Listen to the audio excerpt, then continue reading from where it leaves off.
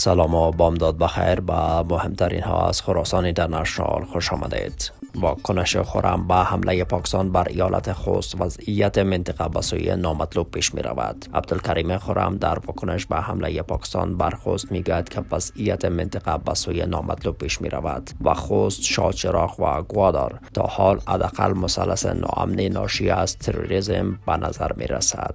افزایش عملیات‌های گروه داعش در کشور. دبیرکل سازمان ملل متحد اعلام کرده است که گروه داعش توان عملیات خود را در خراسان افزایش داده و حال یک تهدید جدی برای منطقه و همچنان خراسان است. آنتونیو گوترش طی ارسال نامه به شورای امنیت سازمان ملل متحد گفته است که داعش حال با سلاح‌های ناتو دسترسی دارد و آنها را حتی به کشورهای دیگر منتقل می کند. در بخشی از این نامه آمده است که ترور مقامات بلندپایه طالبان در بلخ، بدخشان و بغلان روحیه اعضای داعش را بالا برده و نشان می دهد که آنها نسبت به گذشته ماهرتر عمل می کنند. رسیدگی به بحران سیاسی و کمک اقتصادی از اولویت‌های واشنگتن برای کشور.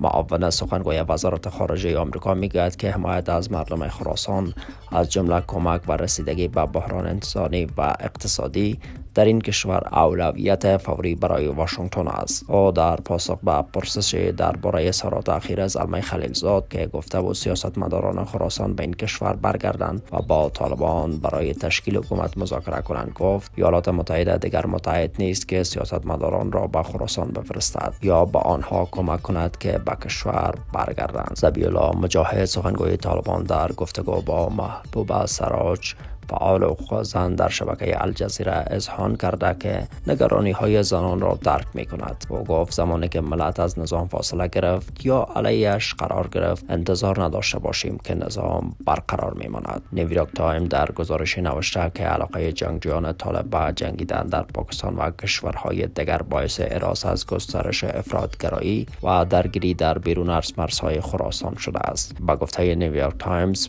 پلیس طالبان گفت که دوستانش در پاکستان حملات انتحاری انجام دادند. سازمان حقوق بشری زیر نام رواداری گزارش تازه خود درباره قتل‌های هدفمند طالبان را پخش کرده است که بنابر یافته‌های این گزارش کارمندان حکومت پیشین، مخالفان و منتقدان طالبان، فعالان حقوق بشر و دیگر افراد غیر نظامی به شمول مردان، زنان و کودکان از قربانیان اصلی این قتل‌ها بودند. پلیس شهر توکا در شمال ترکیه در عین بازرسی یک موتر 47 پناهجوی خراسانی را بازداشت کرد. مقامات ترکی گفتند که این پناهجویان برای معاینات صحی به یک مرکز بهداشتی فرستاده شده و پس از آن اخراج خواهند شد. حال هم خبری از اقتصاد داریم. بررسی جدید صندوق نجات کودکان نشان می‌دهد که پس از 2 سال از تسلط طالبان بر کابل، بیش از 1/3 کودکان ارزیابی شده وادار به کار شاق شدند. این نهاد هشدار داده که این کودکان برای تامین مخارج خود و خانواده‌هایشان در موقعیت‌های خطرناکی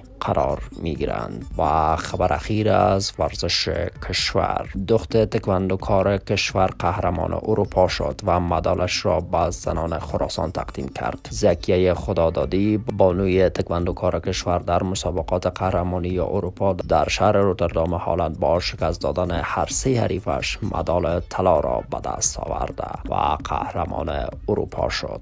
او مدالش را به زنان خراسان تقدیم کرد. با تشکر از همراهی شما به خبرهای این ساعت.